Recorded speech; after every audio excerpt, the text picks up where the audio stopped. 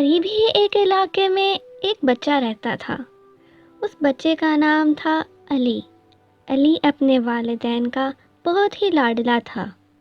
اس کے والدین اس پر فخر کرتے کیونکہ وہ بہت محنتی اور سمجھدار تھا۔ علی چھٹی جماعت میں پڑھتا تھا۔ ایک روز جب اس کے والد اسے اسکول سے لے کر گھر آئے تو اس نے گھر میں داخل ہوتے ہی شور مچا دیا۔ اماں جان آپ کہاں ہیں؟ یہ دیکھیے میں کیا لایا ہوں۔ اس کی ماں اس کی طرف بڑھی اور اپنے بیٹے سے پوچھا کیا لائے ہو؟ تو اس نے اپنی ماں کو کچھ دکھایا۔ اس نے اپنی ماں کو کچھ روپے دکھائے۔ اس نے کہا یہ دیکھیے یہ مجھے اسکول کے راستے میں ملے ہیں۔ میں جب اسکول سے باہر آ رہا تھا تو اسکول کے کچھ ہی دور مجھے یہ زمین پر پڑے ملے۔ اتنے میں اس کے والد بھی اندر آ چکے تھے۔ علی کے والد نے اس کے ہاتھ سے روپے لیے اور بولے یہ تو اصلی ہیں۔ اس کی ماں نے کہا تمہیں وہاں ہی کسی سے پوچھنا چاہیے تھا، کیا پتہ ان کا مالک انہیں ڈھونڈتا ہو۔ تو علی کے والد نے کہا اگر یہ کسی سے پوچھتا تو سبھی لوگ یہی کہتے کہ یہ میرے ہیں۔ علی نے اپنے والد سے پوچھا اب ہم ان کا کیا کریں؟ اس نے کہا آپ یہ مجھے دے دیں، میں اس سے کچھ کھلونے خرید لیتا ہوں۔ علی کے والد نے وہ روپے اس کی ماں کو پکڑاتے ہوئے کہا آؤ پہلے کھانا کھا لیتے ہیں۔ کھانا کھاتے دوران اس کے والد نے علی کو سمجھایا کہ یہ روپے ہمارے پاس امانت ہیں، یہ روپے تم اپنی ماں کے پاس ہی رہنے دو اور ڈھونڈو، ان کا مالک یقیناً انہیں ڈھونڈ رہا ہوگا، تم اسے تلاش کرو اور یہ اس کو واپس کر دو، تب تک یہ امانت کے طور پر گھر پر محفوظ رہیں گے، اور کیونکہ یہ امانت ہے اس لیے ہم اسے بالکل خرچ نہیں کریں گے۔ علی ایک بہت ہی سمجھدار اور اچھا بچہ ہے، اس لیے اس نے اپنے والد کی بات کو سمجھ لیا اور اس نے پکا ارادہ کیا کہ وہ آئندہ ان کو خرچ کرنے کے بارے میں نہیں سوچے گا، بلکہ اس نے ترکیب بنانا شروع کی کہ کس طرح وہ اس کے مالک کو ڈھونڈ سکتا ہے۔ اگلے روز اسکول میں علی نے اپنے دوست سے اس کا ذکر کیا۔ اس نے کہا کہ مجھے کچھ روپے ملے ہیں۔ اس کے دوست نے پوچھا کتنے ہیں؟ تو وہ بولا معلوم نہیں، وہ ایک پوٹلی میں ہے۔ اس کے دوست نے کہا کھول کر دیکھا کتنے ہیں؟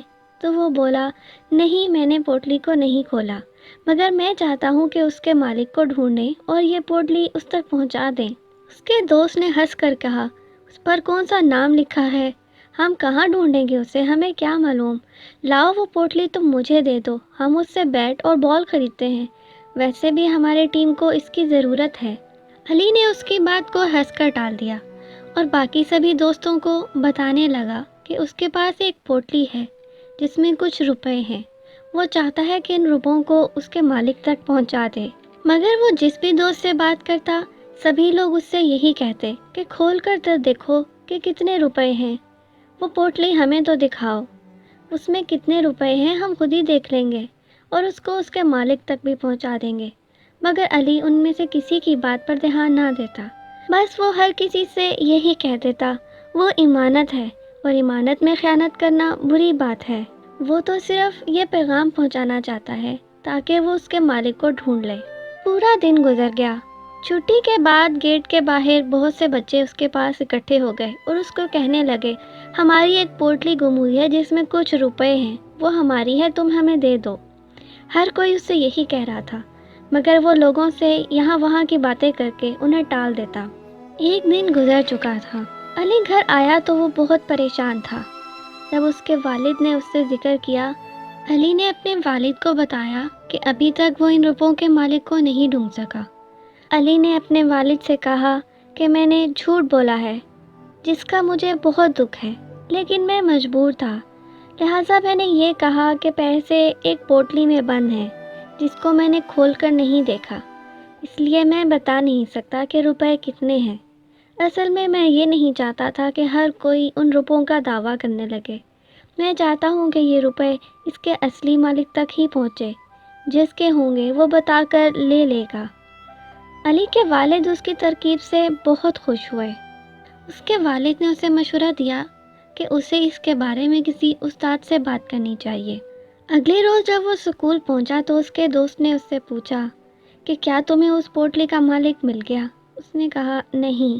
فرض کرو اگر تمہیں نہ معلوم ہوا کہ وہ پوٹلی کس کی ہے تو تم ان روپوں کا کیا کرو گے؟ علی نے کہا میں نے ابھی ایسا نہیں سوچا، مجھے لگتا ہے کہ میں اسے ڈھونڈ لوں گا۔ اس کے دوست نے کہا چلو نہیں سوچا تو اب سوچ لیتے ہیں، مگر علی نے اس سے جان چھڑاتے ہوئے کہا میں بددیانتی نہیں کروں گا، میری نیت میں کوئی خرابی نہیں ہے، میں ایمانداری سے یہ روپے اس کے حقدار تک پہنچا دینا چاہتا ہوں۔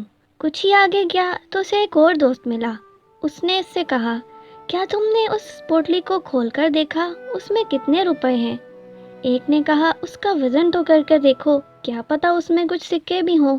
اس کے دوستوں نے اس سے کہا ایمانت کیسی، زمین پر پڑے ملے ہیں یہ روپے تو تمہارے ہوئے، بلکہ ایسا کہو کہ یہ ہمارے ہو گئے ہیں، لاؤ تم ہمیں دے دو۔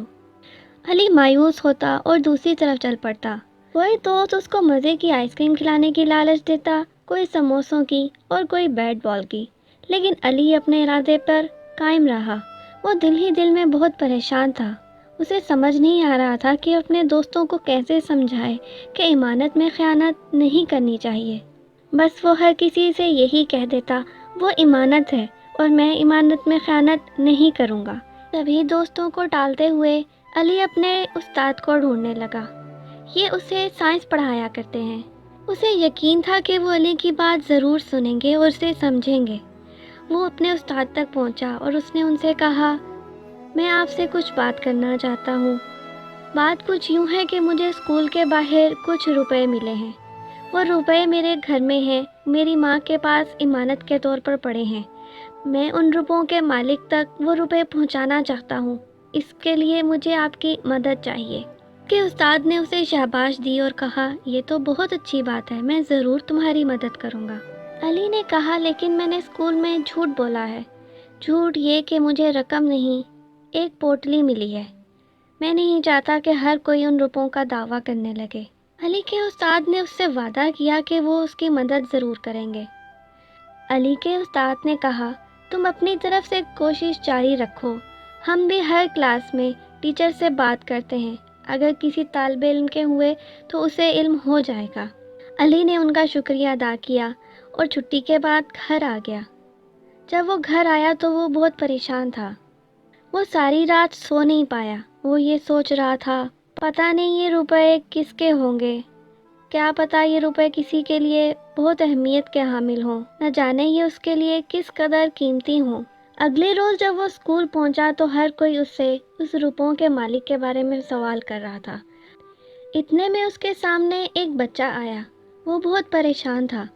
اس نے اس کی طرف دیکھا اور کہا میں نے سنا ہے کہ آپ کے پاس ایک پوٹلی ہے جس میں کچھ روپے ہیں، مگر میں آپ کو یہ بتانا چاہتا ہوں کہ میرے روپے گمے ہیں مگر وہ پوٹلی میں نہیں ہیں، اگر آپ اس کے بارے میں کچھ جانتے ہوں تو بھی مجھے بتائیے گا۔ علی نے اس کا ہاتھ پکڑا اور اسے گھر لے آیا تاکہ اس کو اپنی ماں سے ملوا سکے۔ وہ بچہ 8ویں جماعت کا طالب علم تھا۔ جب وہ علی کے گھر پہنچا تو اس کی ماں نے اس سے پوچھا تمہارے روپے کیسے گم ہو گئے؟ ہوا یوں کہ میری والدہ نے میری خالہ کے ہاں کمیٹی ڈالی ہوئی ہے، وہ ہر ماہ کچھ روپے میرے ہاتھ خالہ کو بھجواتی ہیں، مگر اس بار نہ جانے کیسے میرے سے وہ روپے گر گئے ہیں۔ میں بہت پریشان ہوں، مجھے نیند بھی نہیں آ رہی، لیکن مجھے سمجھ نہیں آ رہا کہ میں وہ روپے کیسے ڈھونڈوں۔ بس میں نے اپنے اللہ سے دعا کی ہے کہ میرے رب میری کھوئی ہوئی رقم مجھے واپس دلا دے۔ علی آگے بڑھا اور اس نے اس کے کندھے پر ہاتھ رکھا اور اس نے کہا چلو پھر خدا کا شکر ادا کرو، آج رات کو تم سکون سے سو گے۔ اس بچے کا چہرہ خوشی سے سرخ ہو گیا۔ اس کی ماں نے وہ روپے اس بچے کو واپس کر دیے اور اس سے کہا اب احتیاط سے یہ روپے اپنی خالہ کے ہاں لے جاؤ۔ وہ بچہ بہت خوش تھا۔ جب علی نے اپنے استاذہ کو بتایا کہ اس نے وہ روپے اس کے مالک تک پہنچا دیے ہیں تو وہ بہت خوش ہوئے۔ علی کے والدین کو علی پر فخر تھا۔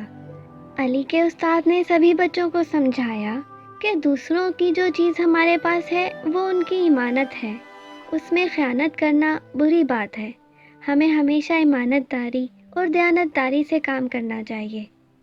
علی اسکول میں ایمانت دار بچہ مشہور ہو گیا اور اس سال اینول فنکشن میں علی کو ایماندار بچہ ہونے کا پرائز بھی دیا گیا۔